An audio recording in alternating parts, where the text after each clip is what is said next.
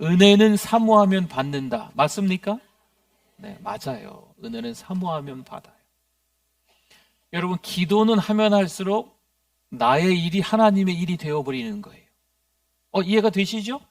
내 일이었는데, 내가 속상한 거였는데 하나님께 기도하면 그 일이 그 다음에 누구의 일이 돼요? 하나님의 일이 되는 거예요. 기도 안 하면 그냥 내 일이죠. 나 혼자 속상한 거죠.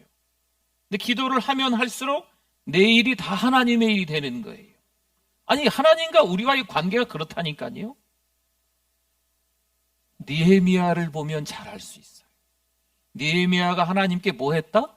기도했다. 기도하는 사람이기 때문에 친동생 하나니가 그 이스라엘 땅에서 어떤 일이 벌어진지 와서 전해주니까 그 다음에 그거 듣고 기도하는 거예요. 민족의 죄를, 내 죄를 생각하고 자기 아버지의 죄를, 가정의 죄를, 내 죄를 생각하고 통회자복하는 거죠. 울며 불며 금식하면서 기도하는 거예요.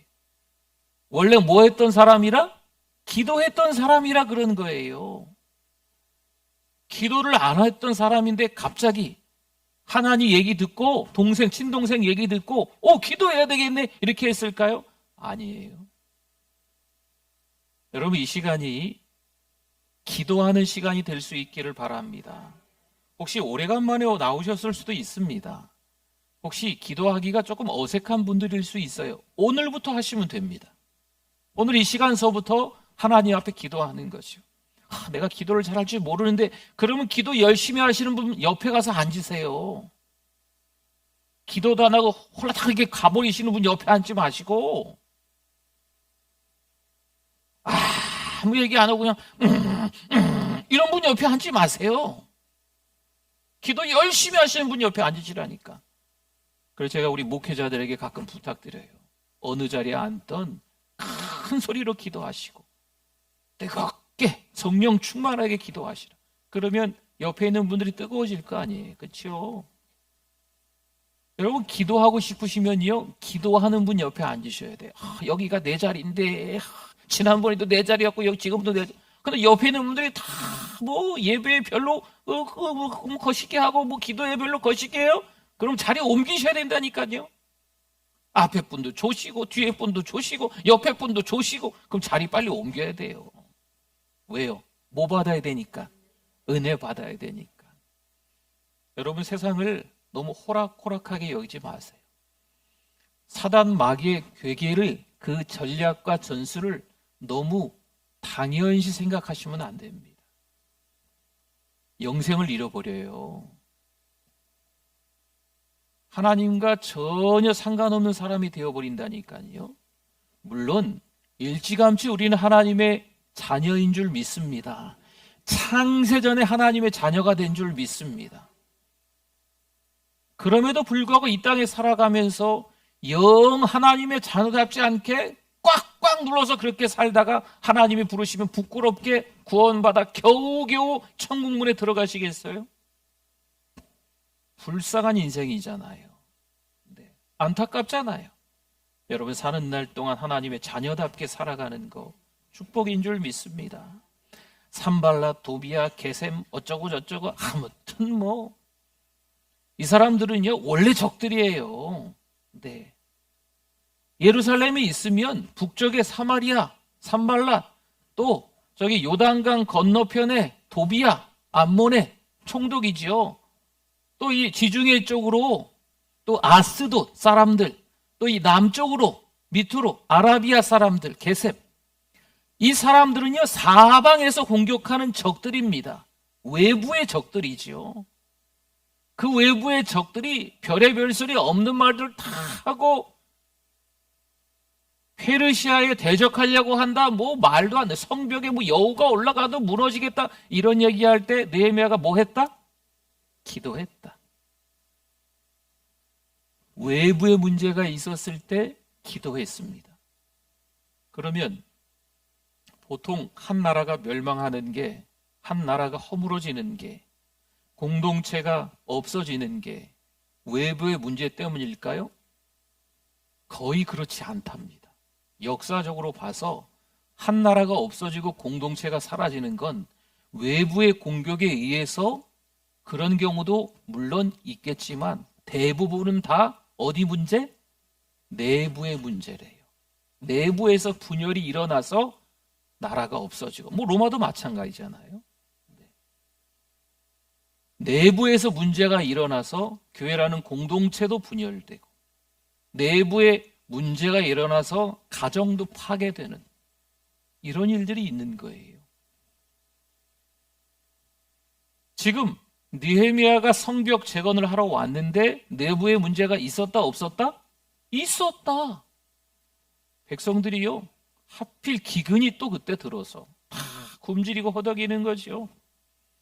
자식들도 노예로 팔아야 되는 이런 형편없는 뭐 밭, 포도원, 집 다 팔고 아무것도 없는 거예요. 그런데 내부의 지도층에서 이자를 너무 많이 받고 빌려주는 거죠. 지금 자기 백성이라고 서로 막 이렇게 도와주고 막 이래야 되는 판에 부익부 빈익빈 현상이 일어나는 거예요. 자기 백성들 내에서. 이때 느헤미야가 뭐 했다? 기도했다. 기도했어요. 기도하고 난 이후에 지도자들을 따로 만나서 타일르고 이야기했어요. 그리고 전체가 함께 모여서 지도자들의 잘못을 다 공론화시켰어요. 바뀌었어요.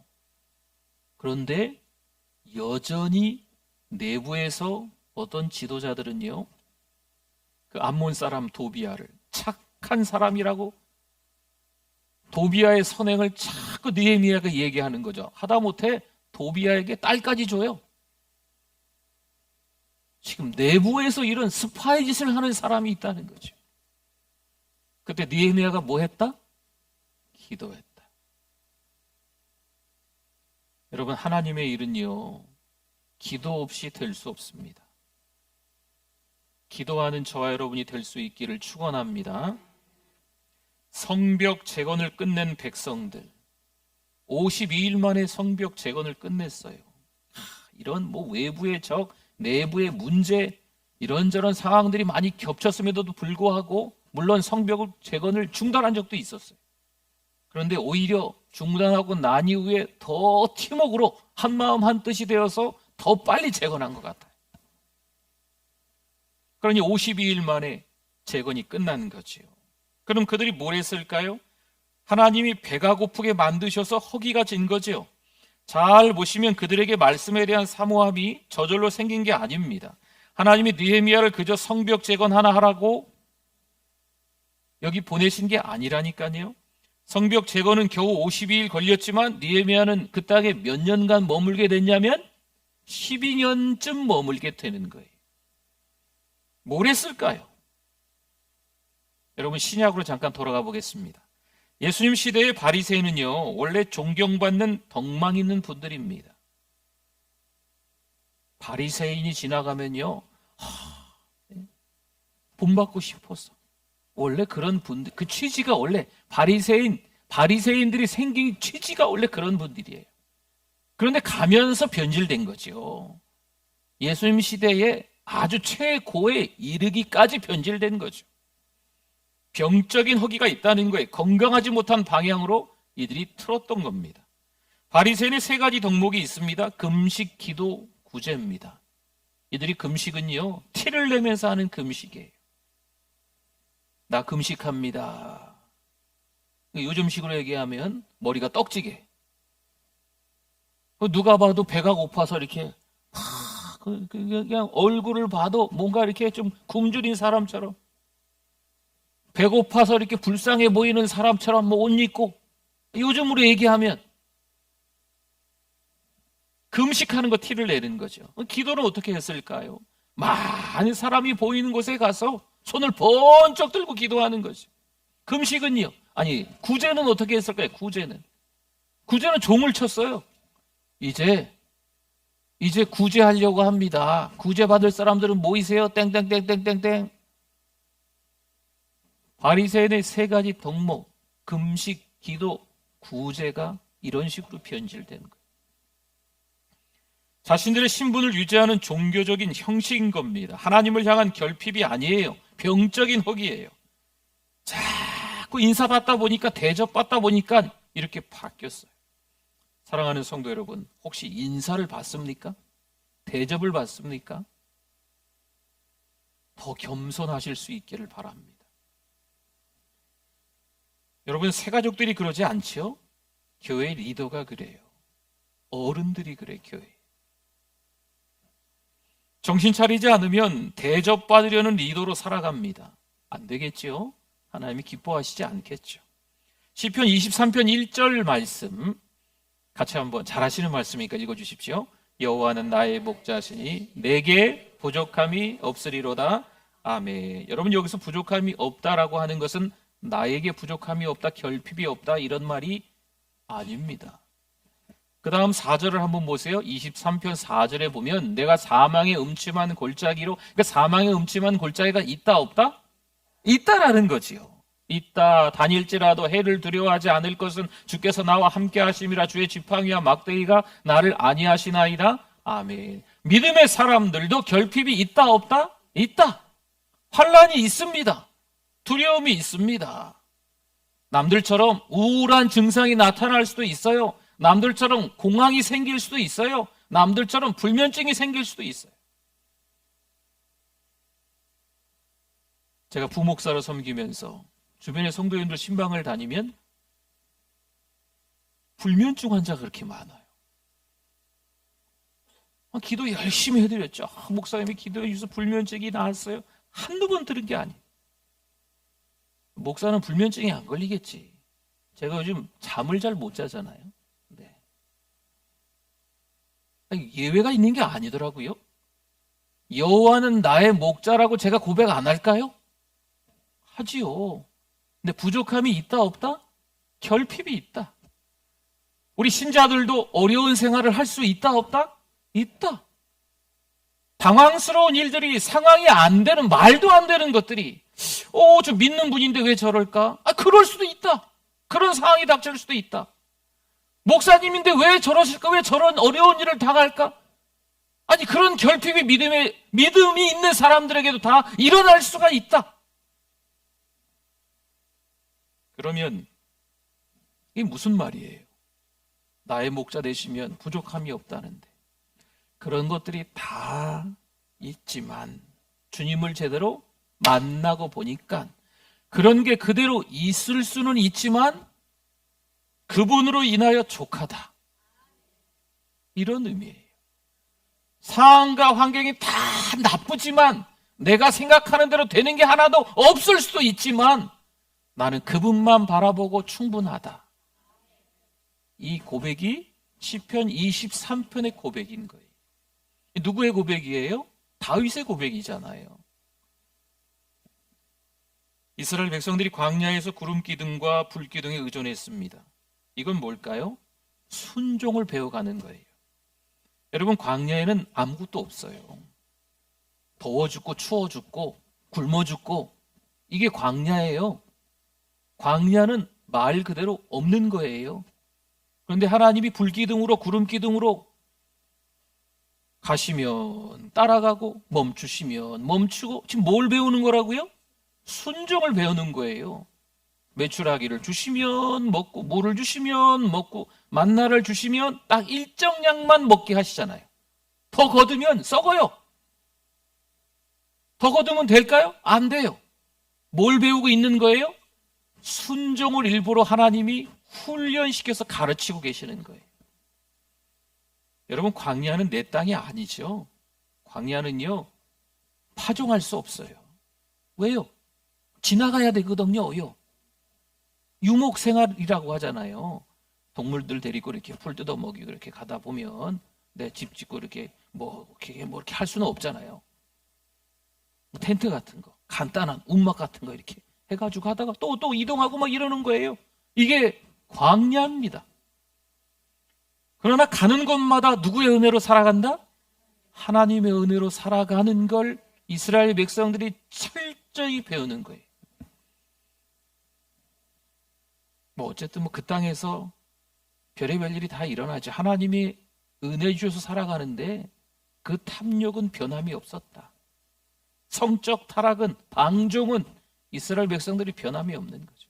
하나님은 순종을 기대하셔서 마음껏 부어주셨는데 이들은 그것이 당연하게 생각하는 거죠. 그래서 또 마음껏 죄악을 짓는 거죠. 참 어처구니 없죠. 어쨌든 결국 가나안 땅에 들어갑니다. 그것은 이방인이 거주하는 농경사회예요. 이제는 여기저기 움직여 다닐 때가 아니고 그 농경사회니까 정착해서 땅을 일구어서 파종과 수확이 있어야 될 때인 겁니다. 애굽에서의 삶, 광야에서의 삶, 이 가나안 땅에서의 삶이 이제는 다르다라는 거죠. 가나안에 살고 있는 7 족속은 성적 타락이 전제된 바알을 섬깁니다. 조심해야겠죠. 종교의 명목으로 성적 타락이 가득했던 가나안 땅입니다. 농경사회의 가나안을 보고 이스라엘 백성들이 참 어처구니 없게도 그대로 보고 배웁니다. 아, 저렇게 씨를 뿌리는 거구나. 저렇게 거두어 들이는 거구나. 여러분, 이 수준으로 배운 게 아니에요. 씨를 뿌리고 난 이후에 또 수확할 때는 어떻게 바알을 섬겨야 되는지 그 바알에게 하는 것을 보고 그대로 따라하는 거죠. 누가? 순종을 광야에서 배웠던 이스라엘 백성들이 말이죠. 신자인 우리들이 말이에요. 분명 하나님의 말씀을 한 번, 두 번 들은 게 아닌데, 예배를 한두 번 드린 것도 아닌데 여전히 그 죄악의 수렁에서 나오지 못하는 그런 안타까운 모습이 있는 거죠. 주님은 우리의 죄 때문에 십자가상에서 죽으셨건만 우리는 여전히 죄의 종노릇하면서 사단 마귀의 밥이 돼서 질질 끌려다니고 하나님이 기뻐하시지 않는 삶을 살아가고 있는 신세가 되어져 있는 거죠. 여러분, 이거 어떻게 할까요? 회개해야 됩니다. 우리 모두가 오늘 이 밤에 회개할 수 있기를 바랍니다. 살기 위해서 보고 따라하는 거에 답습하는 거에 지금 이스라엘 백성들이 그 가나안 땅에서 살아야 되니까 여기서 살 때는 파종과 수확할 때 바알 신에게 어떻게 해야 되는구나. 하나님은 어디 가셨어요? 하나님을 잊은 지 오래입니다. 농경사회에 적응하기 위해서 이스라엘 백성들이 수확하기 위해서 바알에게 절합니다. 어떻게 될까요? 다 무너지는 거예요. 끝장나는 거예요.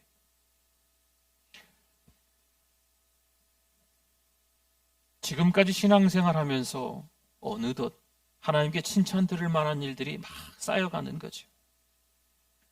그런데 하나님께 기쁨을 돌려던 일들이 많이 쌓였는데 이 쌓인 것으로 인해서 내 공이구나, 내 공적이구나, 내가 당연히 대접받아야 되는구나 하면서 사람이 바뀌는 거죠. 그러면 거만해집니다. 교만해집니다. 교만은 패망의 선봉이요 거만함은 넘어짐의 앞잡이니라. 그러면 하나님께 기쁨을 돌렸던 이 모든 것들이 그대로 남아있을 것 같죠? 바닥으로 추락합니다. 변질된 신앙인, 무늬만 교인. 예전엔 안 그랬는데 이제 포로 시대를 좀 지났습니다. 그리고 포로 귀환 시대가 되면서 이들에게도 조금의 변화가 일어납니다. 겨우 성벽 재건으로 끝난 게 아니라 영적 후기가 찾아와서 하나님의 말씀을 듣기 시작하는 거죠. 하나님이 자기들에게 어떤 구원을 이루셨고 어떻게 인도하셨는가를 자세히 다시 깨닫게 됩니다. 그런데 잘 들어보세요. 여러분, 여기까지는 진짜 회개가 아닙니다. 예전에 우리 선조들에게 역사하셨던 하나님, 우리를 어떻게 애굽에서 이끌어 주셨는지, 광야에서 먹여 살리셨는지 다 들었지만 이것으로 이들이 회개할 수는 없어요. 여기까지만 듣고 그들이 통해 자복할 이유가 없습니다. 내가 하나님의 말씀에 설득당해서 깨달았다? 그런데 이건 실력이 아닌 거예요. 저 목사님 말씀을 참 잘하시네. 기승전결, 서론, 본론, 결론 참 이야기 잘한다. 그런 얘기구나. 여러분, 이것으로 우리의 영적 실력으로 자리 잡지 않습니다. 세상에 나가보세요. 강연을 잘하는 분들이 얼마나 많은데요. 말씀 잘하시는 분들 참 많습니다. 사람은 무엇인가? 세상은 어떻게 살아가야 되는가? 가정에서 부부관계가 어떻게 해야 되는가? 자녀들은 어떻게 키워야 되는가? 정말 말씀 잘하시는 분들이 세상에 얼마나 많은지 몰라요. 그러면 그 이야기를 듣고 아이고 그래 내가 아이고 그랬구나 깨달아지는 거죠. 네네. 세상에서 말이에요. 여러분, 그게 은혜입니까? 하나님의 은혜하고 하나님과는 상관없는 메시지잖아요. 하나님과 상관 있는 메시지를 들어야 되는 거예요. 교회를 오래 다닌 게 실력이 아닙니다. 성경의 내용을 그저 많이 아는 게 실력이 아닙니다.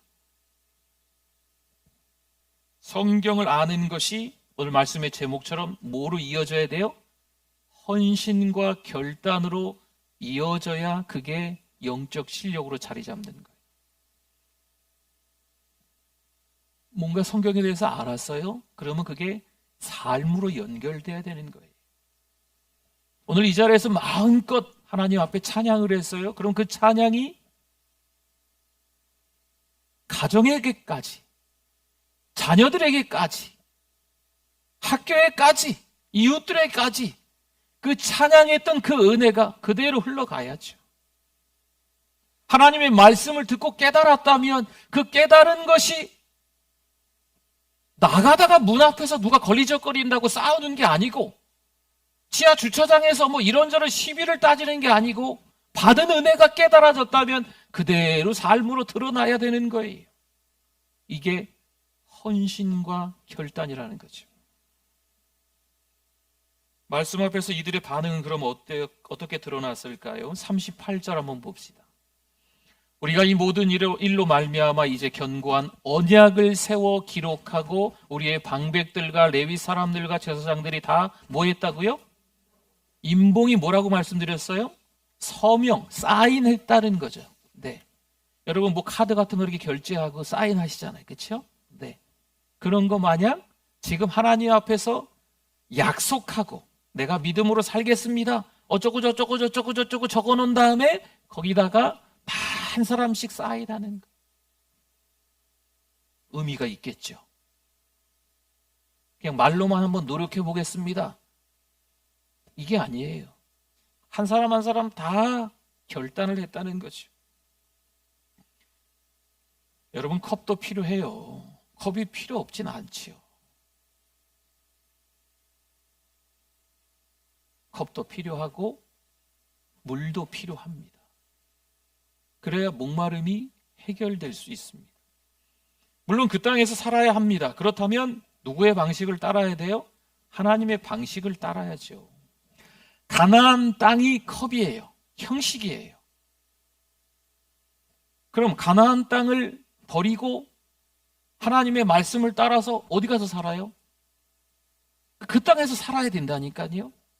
그 땅에서 살아야 되지만 컵이 있어야 되긴 하지만 그 내용물, 물이 귀하잖아요. 가나안 땅에 살면서 누구 방식을 따라가야 돼요? 바알이 시키는 대로 살아가는 것이 아니고 하나님께서 원하시는 삶을 살아가야 될 줄 믿습니다. 결국 이들은 하나님께 대한 사모함과 갈급함이 최고조에 달합니다. 그렇다면 이제 이들은 무엇을 결단해야 할까요? 이들의 결단은 우리까지 흘러와야 합니다. 10장 29절과 30절 말씀에 보니까요, 다 그들의 형제 귀족들을 따라 저주로 맹세하기를 우리가 하나님의 종 모세를 통하여 주신 하나님의 율법을 따라 우리 주 여호와의 모든 계명과 규례와 율례를 지켜 행하여 우리의 딸들을 이 땅 백성에게 주지 아니하고 우리의 아들들을 위하여 그들의 딸들을 데려오지 아니하며. 아멘. 구체적이죠. 지금 이미 통원 섞였어요. 그런데 다 절교하는 거예요. 여러분, 너무 잔인하다고 생각하지 마세요. 하나님의 백성들이 아닌 사람들과 섞여 사는 거, 여러분, 너무 자연스러워진 세상이 되었어요. 노아 때 하나님의 아들들이 사람의 딸들의 아름다움을 보고 아내로 삼습니다. 결국 어떻게 될까요? 홍수로 심판받죠. 솔로몬 때를 비롯하여 열왕기 시대에 이방 여인들이 들어옵니다. 또한 함께 우상까지 들어와서 숭배합니다. 결국 나라가 내적으로부터 부패하여 망하게 되는 꼴을 당합니다. 오늘의 이 결단은 세상의 딸들과 분리만이 아닙니다. 이젠 하나님 나라의 문화를 일궈 나가겠다는 결단인 거지요. 삶이라는 겁니다. 사랑하는 성도 여러분, 하나님이 기뻐하시는 삶을 사실 수 있기를 바랍니다. 그 삶을 살아가는 데 있어서 여러분, 그 삶이 내용이라면 형식도 중요하다는 거예요. 도전받고 은혜 받기 위해서 성경을 읽어가는 거죠. 성경을 하루에 3장씩 읽다가 주일날은 5장 읽는 거예요. 매3 5주인가? 매3 주호인가? 그 말 아세요? 매일 석 장씩 읽다가 주일날은 5장 읽는다고. 그럼 성경 일독하는 거죠. 여러분, 이게 형식이에요. 근데 그 형식을 통해서 그냥 따라서 했더니 어느 날 말씀을 통해서 은혜 받는 거죠. 주일날만 교회 나오는 게 아니고 오늘처럼 금요일도 나오는 거예요. 이거 형식이잖아요. 주일날 은혜 받고 주일날 도전받고 한 주간 그 믿음으로 살아가면 되지 않겠습니까? 라고 얘기하시는 분들이 많이 있어요. 왜 금요 성령 집회가 만들어졌을까요? 왜 수요일 기도가 있을까요? 왜 사랑방이 있을까요? 왜 새벽 기도가 있을까요? 여러분, 힘내셔서 형식도 잘 지키시기를 바랍니다. 그래야 말씀에 대한 갈급함, 사모함이 되는 거예요. 사랑하는 성도 여러분, 우리 교회 안에 리더들이 참 많으시죠. 장로님이면 장로님다우셔야 돼요. 안수 집사님이면 안수 집사님 다우셔야 돼요. 권사님이면 권사님 다우셔야 돼요. 특별히 이분들은 교회의 리더라고 얘기를 해요. 사랑 목자들도 마찬가지죠. 리더가 형식을 지키지 않는 거죠. 리더도 리더다워야 리더인 겁니다. 여러분, 우리가 오해하는 게 있어요. 아휴, 하나님과 1대1인데 교회 나가서 예배 드려야 되겠어? 그냥 영상으로 예배 드리면 되지. 꼭 무슨 예배 다 뭐 해야 되겠어? 꼭 하나님 앞에 헌금을 해야 되겠어? 안 하면 그만이지. 교회 리더인데 시간을 희생해서 하나님 앞에 나오지 못하는 거죠. 내 몸을 희생해서 교회 와서 빗자루 하나 잡지 못하는 거예요. 교회 리더인데 있을 때는 좀 드리는 것 같은데 내가 힘들고 어려울 때는 전혀 헌금하지 않는 거죠. 예물 드리지 않는 거죠. 여러분, 형식도 중요합니다. 왜 그런 형식이 만들어졌을까요? 여러분, 그 형식을 통하여서 리더다워지는 거예요. 성도들이요, 그 시간들을 통해서 주일 예배에도 은혜지만 오늘 금요 성령 집회도 은혜 받는 줄 믿습니다. 그렇죠? 아이고, 뭐 이렇게 예배가 복잡하게 우리나라 많어. 외국 가니까 새벽도 기도회 안 한다던데. 도대체 누가 만들어서 새벽 기도는 그냥 무슨 주일날도 한 번만 예배 드리면 되지 뭘 그렇게 예배를 또 드리고 큰 교회들은요 1부 예배, 2부 예배, 3부 예배, 4부 예배, 5부 예배 일찍 예배 드리고 어디 놀러 가시라고 7시 예배, 6시 반 예배, 1부 예배를 막 이렇게도 드려요. 이게 틀렸다는 게 아니고 그런 형식들을 갖춰져 있는데 여러분, 그게 틀렸다는 게 아니잖아요. 예배 드리시라니까요. 제가 예전에 한번 말씀드렸잖아요. 어떤 분은요 1부 예배서부터 4부 예배 쫙 드리세요. 그날은 예배 드리는 날이신가 봐요. 그분 똑같은 목사님이 2부 때 또 설교하시는데, 똑같은 목사님이 3부 때 또 설교하시는데, 똑같은 목사님이 4부 때 설교하시는데, 똑같은 내용으로, 똑같은 본문으로, 똑같은 제목으로 말씀을 전하는데 다 앉아서 계속 은혜 받으시는 거죠. 여러분, 형식을 무시하지 마세요. 그 시간에 계속 은혜 받는 분이 계세요. 또 예배 시간에 뭐 앉았다 일어났다 뭐 찬양 뭐 하고 뭐 기도는 뭐 하고 뭐 광고는 뭐 그렇게 뭐 따지는 게 막. 물론 그런 형식들이 좀 바뀔 수는 있어요. 근데 그런 형식이 있는 거예요. 이건 제가 만든 게 아니에요. 우리 신앙의 선배들이 만드신 거예요. 그걸 무시하고 싶지는 않아요. 여러분, 들어오시자마자 앉지도 못하고 일어서서 울면서 기도하는 분 보신 적 있으세요? 교회 찾아와서 예배 이제 막 시작하는데 고개도 못 들어요. 한번 일어나시라고 했는데 예배 시간에 일어나시라고 하잖아요. 또 앉으시라고 하고 뭐 그런 순서가 있잖아요, 주일날. 귀찮거든요. 제가 예전에 부목사였을 때 순복음교회를 가서 한번 예배를 드려봤어요. 저는 장로교 목사잖아요. 순복음교회에 가서 예배를 한번 드려봤어요. 주일날. 그때 무슨 휴가인가 뭐 있어가지고 혼자 가서 예배를 한번 드려봤죠. 다른 건 모르겠고요. 앉았다 일어났다만 10번 이상 한 것 같아요. 근데 옆에 계신 분들 다 뜨겁대요. 다 은혜 받고 있더라고요. 저는 눈치 보면서 앉는 건가? 이러는 거 계속 뭘 자꾸 앉았다 일어났다를 많이 하는지. 근데 이분들은 다 아세요.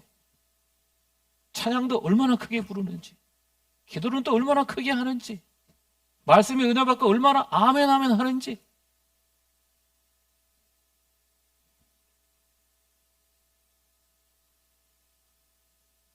(10장 31절) 말씀 한번 보겠습니다. 혹시 이 땅 백성이 안식일에 물품이나 온갖 곡물을 가져다가 팔려고 할지라도 우리가 안식일이나 성일에는 그들에게서 사지 않겠고 일곱째 해마다 땅을 쉬게 하고 모든 빚을 탕감하리라 하였고. 아멘. 안식일을 지키겠다는 거죠. 하나님을 예배하는 삶에 우선을 두고 살겠다는 결단입니다. 여러분, 안식일에 대해서 또 복잡하게 설명하기보다는 주일이라고 그냥 생각하시면 될 것 같아요. 주일을 지키겠다라는 겁니다. 교회만 가려면 다른 약속이 생겨요. 여러분, 그래도 교회 오셔야 되죠. 뭐 이 시간 여기 계신 분들은 그런 얘기 들을 상황이 아니죠. 금요일까지 오시는 분인데 뭐, 그렇죠. 그런데 우리들에게도 어떤 날은 그런 유혹이 찾아올 수 있어요. 그랬다잖아요, 누가. 한 40대, 한 중반 되시는 어떤 남자분이 아침에 일어나기가 싫은 거죠. 일어나기 싫어. 너무 피곤해. 그래서 엄마가 그랬대요. 어머니가 40대 중반이니까 어머니랑 같이 살 수 있잖아요. 교회 가야지. 오늘은 가기 싫다고. 네가 꼭 가야만 하는 이유가 있지 않냐. 그 교회 뭐예요, 이분이? 담임 목사님이신 거죠. 이거 다들 아시는 얘기인데 웃어줘서 감사합니다. 근데 그런 생각을 해봐요, 제가. 네. 어떤 날은 제가 요즘 새벽에 잘 못 나와요. 네. 올 수가 없겠어요. 네. 그런 마음이 있더라니까요. 목사인 저에게도. 정말 화창한 날. 날씨가 너무 좋아. 목사인 제가 꼭 교회를 가야 돼요? 우리 부목사님 말씀 잘 전하시는데 부목사님 말씀 전하세요. 오늘은 제가 놀러 갈게요.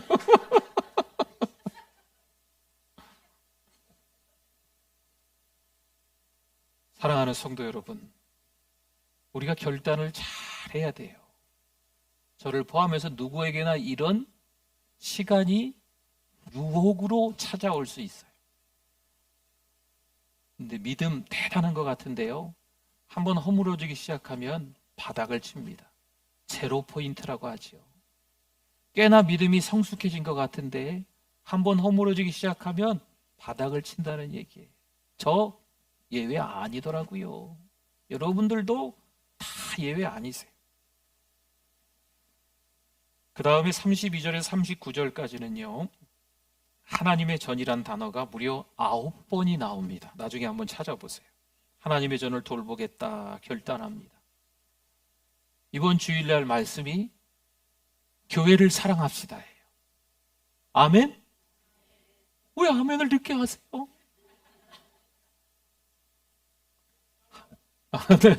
네. 하나님의 전을 돌보겠다 이들이 결단해요.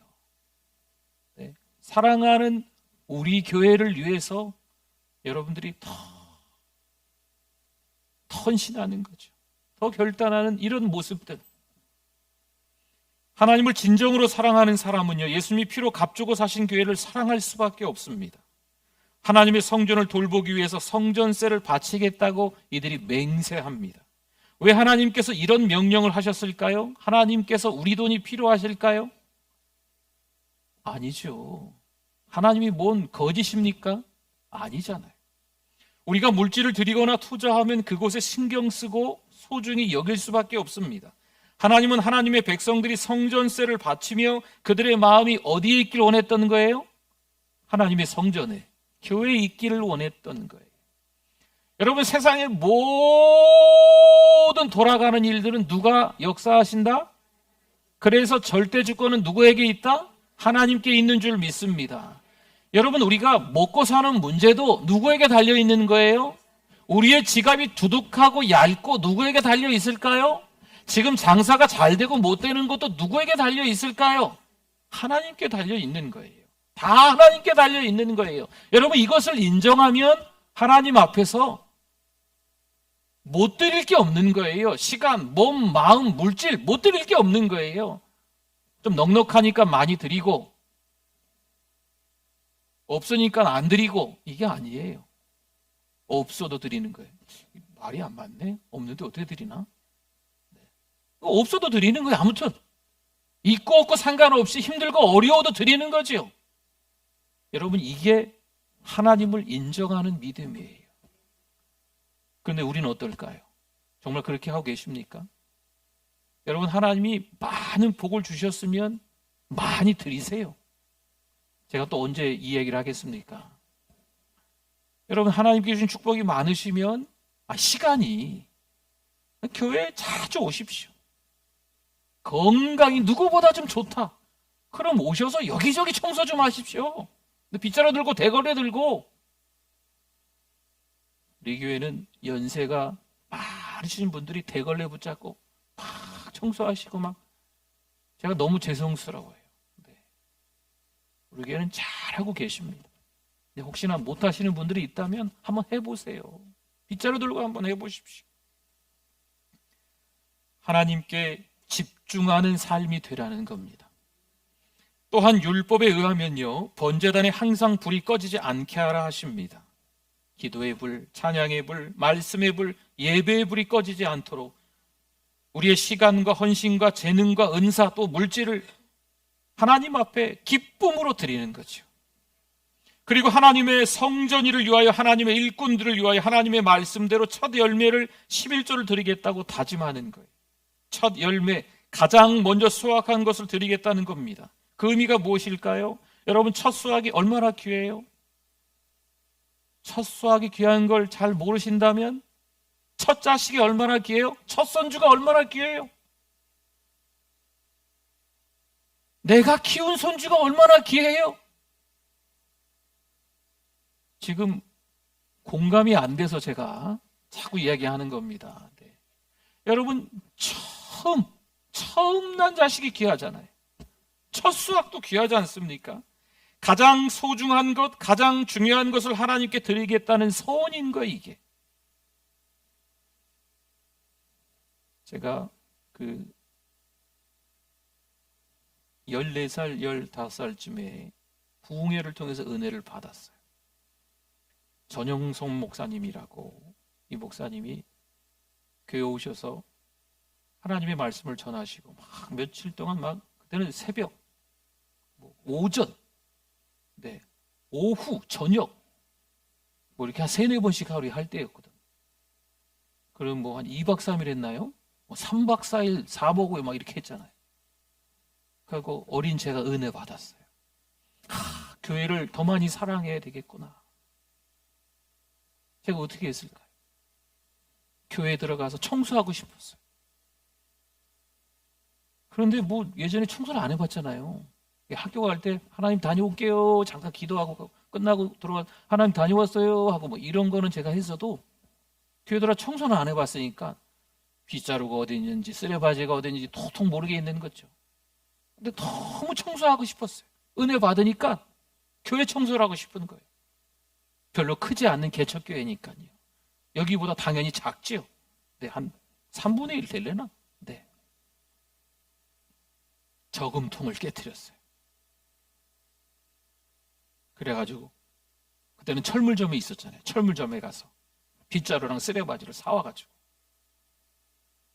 쓰레기도 얼마 나오지도 않대. 아무튼 막 빗질 해가면서 막 이렇게 해가지고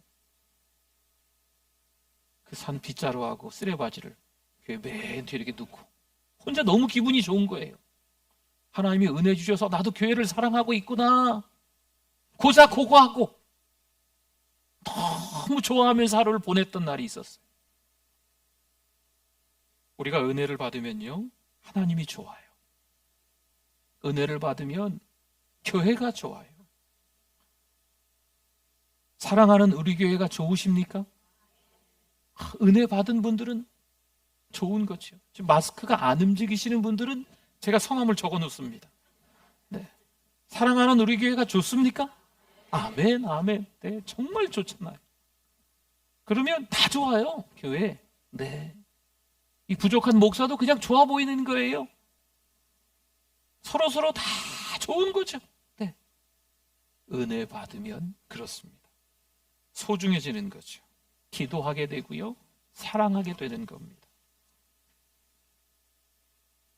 기도하다가 이런 바람이 좀 있습니다. 요즘 코로나가 좀 지나면서 더 하나님 앞에 그 부분을 좀 기도하게 되는 것 같은데, 교회들이 없어지고 있어요. 교회들이 왜 없어지는가? 성도들이 교회 안 오시니까. 이 목사님들이 몇 명 되지 않은 성도들이었는데 이분들이 교회를 안 오시니까 교회를 유지할 수가 없어요. 월세를 낼 수가 없는 거죠. 그래서 목사님들이 목회를 내려놓는 거예요. 다른 일을 할 수밖에 없는 거죠. 이런 분들이 우리 주변에 많아지고 있어요. 겨우겨우 버티는 분들도 있어요. 그런 분들을 좀 섬기는 교회가 됐으면 좋겠어요. 그런 목사님 가정, 처음엔 10가정이나 20가정이나 좀 모셔놓고 우리가 교회에서 할 수 있는 한 가장 맛있는 식사를 좀 준비하고, 또 교회에서 보여줄 수 있는 어떤 공연들이 있다면 우리 성도님들이 할 수 있는 그런 공연들을 좀 보여드려서 위로에도 좀 갖고, 가실 때 가족들과 함께 저녁 식사하라고 봉투도 하나씩 좀 드리면서,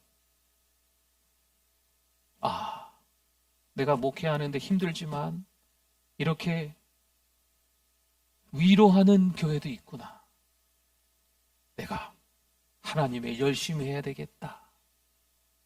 이런 도전이 좀 되질 수 있도록 작게나마 그런 모임들을 좀 했으면 좋겠다라는 그런 기도 제목들이 생겨요. 사랑하는 성도 여러분, 우리가 하나님 앞에 섬길 때요, 쓰다 남은 거, 흠이 있는 거, 버려도 아깝지 않은 거, 이런 걸로 섬기는 게 아니잖아요. 우리의 시간이 남아도니까 교회 옵니까? 우리의 건강이 남아도니까 교회 와서 헌신하시는 거예요? 우리가 쓰고 남는 돈 가지고 교회 헌금합니까? 그런 거 아니잖아요. 우리 금요 성령 집회 이 시간에 부흥에 참여하신 분들은 하면 하실 거예요. 다 하실 거예요. 가장 귀한 것, 소중한 것을 드려야 하나님이 기뻐하시는 줄 믿습니다. 10장 39절 말씀 보겠습니다. 이스라엘 자손과 레위 자손이 거제로 드린 곡식과 새 포도주와 기름을 가져다가 성소의 그릇들을 두는 골방, 곧 섬기는 제사장들과 문지기들과 노래하는 자들이 있는 골방에 둘 것이라. 그리하여, 그 다음에 같이 읽어주십시오. 우리가 우리 하나님의 전을 버려두지 아니하리라. 아멘. 우리가 우리 하나님의 전을 버려두지 아니하리라. 여러분, 이게 핵심이에요. 하나님이 은혜 주시면 우리의 삶 속에서 하나님의 자녀답게, 하나님을 경외하는 사람답게 살아가는 거죠. 하나님이 은혜 주시면 교회가 너무 이뻐요. 교회가 너무 사랑스러운 거죠. 교회 안에 있는, 공동체 안에 있는 사람들도 다 좋아 보이는 거죠. 살아나도록, 회복하도록, 돌아가도록, 영향력을 끼치도록 헌신하겠다라는 결단이 지금 마지막으로 이어진 거예요. 성도 여러분, 하나님의 말씀 따라 살 때 우리의 인생이 고장나지 않는 줄 믿습니다. 여러분, 세상을 살아가면서 불편한 일들이 생길 수 있어요. 그런데 그때 우리가 분별하셔야 돼요. 지금 내가 원망하는 게 맞는가? 지금 내가 이 사람 이야기를 듣고 같이 추임새를 넣으면서 세상 탓을 하는 게 맞는가? 분별하셔야 돼요. 우리가 영적인 중심이 오직 누구에게? 하나님께 있어야 될 줄 믿습니다. 그러면 분별이 되는 거예요. 아, 이건 하나님이 기뻐하시지 않는 거네? 그러면 귀를 닫아야지요. 입을 닫아야지요. 그 자리를 떠나야지요. 하나님이 원하시지 않는 거라면 하지 않는 거예요. 이게 은혜 받은 사람의 삶의 결단입니다. 성벽만 재건하는 것이 아니라 우리의 믿음도 이번 부흥회 때 재건되실 수 있기를 바랍니다. 아멘.